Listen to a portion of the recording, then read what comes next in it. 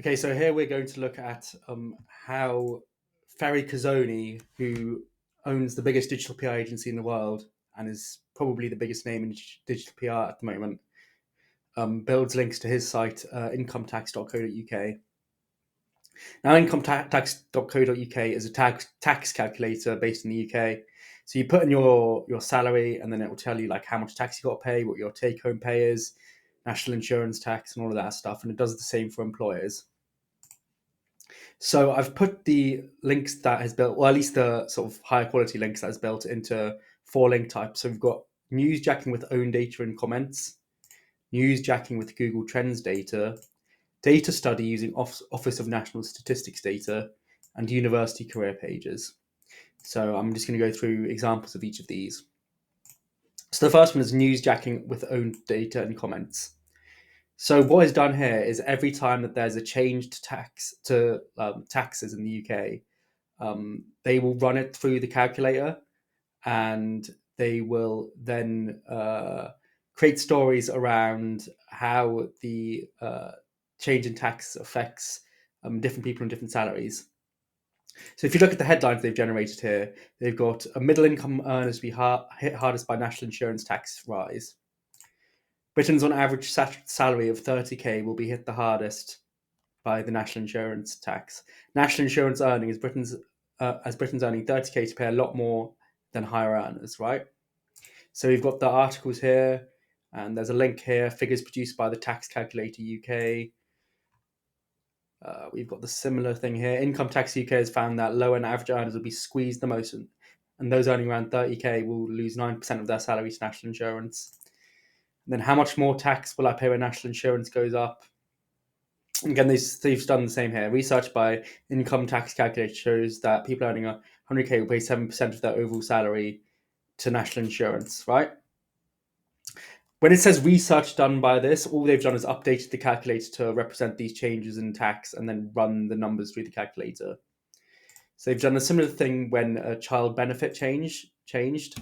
Um, so I've done the same thing with AHRFs, but instead of national insurance tax, I put child benefit in. Got child benefit could be stopped or reduced. Factors that can affect your payment.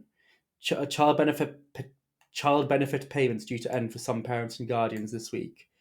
You know, sort of lots of articles with the same basic topic. And yeah, all they've done is they've given some commentary on like factors that can affect your payment. So it's like a change in circumstances, your child's circumstances change, the bank holiday, and uh, I think that all the articles are like basically the same. So it's just like these are the factors that can affect your child benefit. All they did here is they just looked at the gov.uk website and translated it from like very dry language to just something that's more digestible, and then they seeded it into the press at the right time. So when these changes occur, so I just want you to take note of both these articles, like when they get published. So we've got January 2022, you've got January 2022, and we've got January 2022, and then for this one, we've got February 2023. We've got May 2023, and then this one. Sorry, I'm on the wrong page here. We've got February 2023, February 2023. So when it comes to how to do newsjacking for like tax and benefit stuff, the key here is to know when these changes happen and to be the first person to get the commentary on it.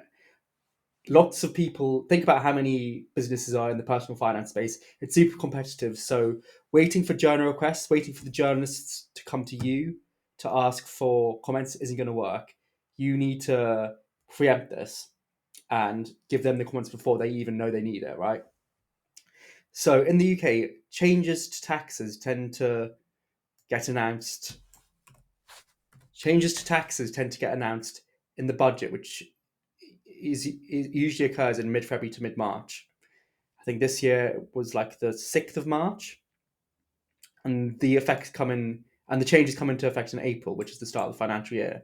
So if you look at all these previous articles, they've all happened in like January, February, March, and April, and that's not a coincidence because that's when these changes happen. So you need your lists of journalists and your tentative angles built out by January at the latest. Again, it's a case of the fastest person wins, assuming that your angles are like decent and that you're sort of giving the journalists what you want. Speed is absolutely key here. So when you're segmenting journalists, I would segment them into at the very least 4 categories. So these are sort of left wing publications. So in the UK, it's any publication that's run by Reach PLC. So we've got the Mirror being the main one, and then we've got the live publications, like Somerset Live, blah blah blah Live, all these local ones that are run by Reach PLC. You can see that they all kind of look the same, and they're all quite like left leaning. So if you can do an angle about how the tax changes hit the poorest the hardest, or benefit the rich, then it's going to be published there. The second category would be broadsheet newspapers, so things like the Times, the Guardian, who pretend to be left wing but actually just like their readership are rich.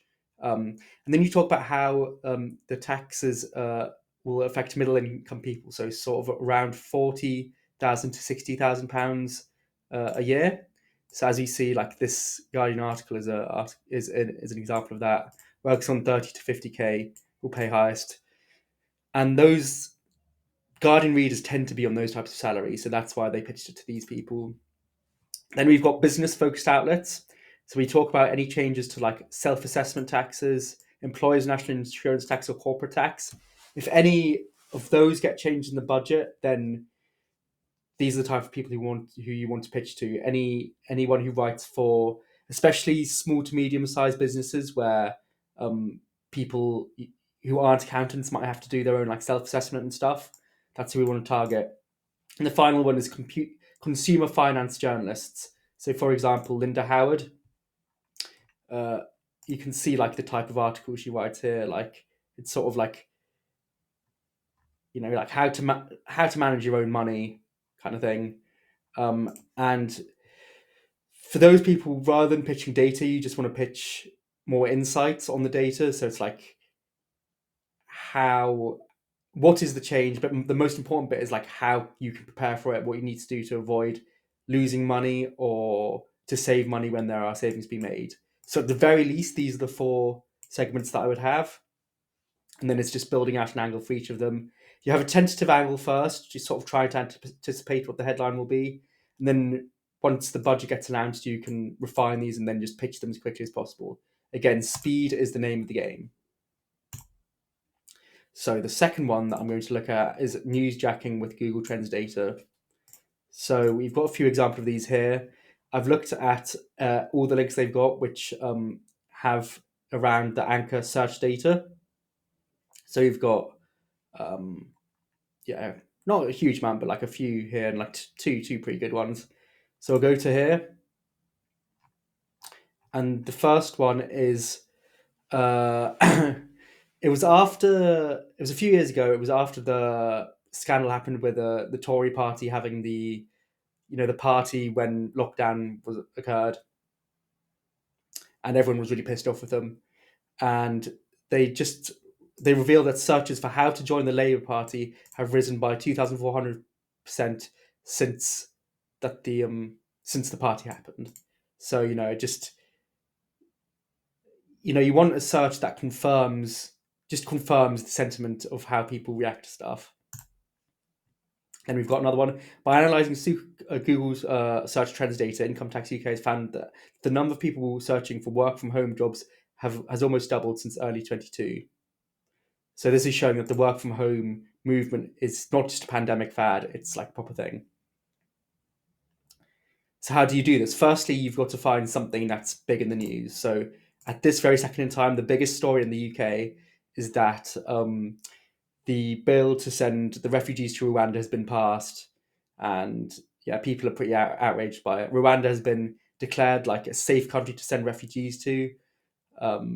and it looks like we're going to deport refugees to Rwanda. Then you go into Ahrefs and you want to find a keyword that has enough volume for it that you're going to get data for it. So I just put Rwanda into Ahrefs and I set it to the United Kingdom. And you just want to find one that sort of is relevant to the current news story. So I scroll down a little bit, and anything over like, I'd say over 50 search volume will probably work here. And the one I found is how safe is Rwanda. So like people care about how safe Rwanda is because we're going to be sending refugees there. So I then stuck that into Google Trends, and I found this. So the average is 0. So it's now on 58 this week since the 21st, since the bill was announced. So we can now say that searches for how safe is Rwanda have gone up by 5,800% since this bill has been passed. So then we've got our stat. Searches for is Rwanda safe have increased by 5,000 or 6,000? Sorry, I got that wrong.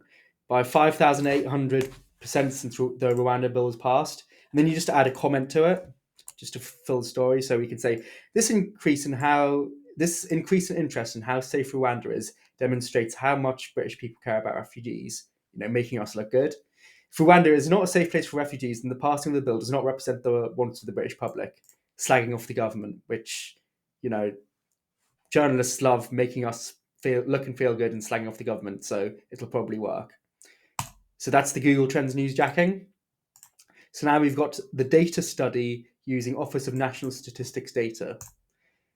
And the example of this was they looked at the gender pay gap by region to find like the best and worst regions. So they got a link in Swansea Bay News. New research shows Swansea is one of the fairest places in the UK for women's pay. It's sort of like a feel-good story, and there's the link. In HR Review, this is just their overall findings about the gender pay gap that they got from this thing. In the West Wales Chronicle, don't work here. Top 10 worst workplaces for women. They got the link there, and these were just found as the worst places. And literally the way I found this was just I googled .gov median salary by city UK, and then the second result was this, which I clicked on it, and then it gave you a map showing, as you see, it has the median male salary, the median female salary. You can then get this as a spreadsheet. Either it'll be somewhere on this page, or you can email them and ask for it under like the Freedom of Information Act. And then you just find out where are the best places, where are the worst places, and you pitch to the local press of those pages, of those places, either as like a good news, feel good story, or as a oh my god, I'm so outraged story, depending on whether it's the best or the worst. And the final one is university career pages. So it's .ac.uk links, HiDR links. They've only got 3 of them, but it's very, very good links. And again, I just looked at pages that contain ac.uk, and they're all basically the same thing. It's like the student career hub page, and they've just added somewhere on this page is a link to the, here we go, UK tax and salary calculator. So you're just entering the job market. You want to know like how much you're actually earning for your job, and this can help you with that. So they've got 3, and these are honestly like same type of page, same angle, sort of done the same thing. Now this is all about building relationships with the people who publish this stuff, right? So I'm using this one as an example. This is written by Anna Dolidze. And if we see all her posts, she essentially manages the uni's blog. So I had a little look at her LinkedIn, and her job is student engagement and data coordinator. And when you read through this, she essentially markets the uni. That's her job. Her job is to market the uni. So you've got to think to yourself, how can I what can I offer to this person to sort of build a relationship with them, to warm them up to the idea of posting a piece of content that is useful to their audience, but why should she post your calculator above the dozens and dozens of other calculators that also exist? So I've come up with 4 ways that you can incentivize these people that aren't money, because I think offering them money to someone like that, a lot of people, they might like whistleblow it. It might just be a bad idea. So things that you can offer them are freelance work. This woman is like, yeah, she's basically like trying to be a freelance writer, I think, ultimately. So you can offer her like a foot in the door at like your agency or just freelance work. If you've got other clients who are relevant to like the education industry, you could do some cross promotion with the uni and other relevant clients. You could offer them exclusive access to your assets in the future. So if incometax.co.uk are creating, say, like a student loan repayment calculator, you could be like, yeah, I can offer you like early access to publish this, or like even exclusive access to publish this. Or you could offer yourself to appear at job fairs for free, or you could offer like exclusive internships for their uni or stuff like that. So you just got to think of ways as how you can create a deal with these people, to build a relationship and have them eventually link to your stuff from the uni website. So yeah, those are the 4 ways that Fery seems to have been building links to his income tax calculator.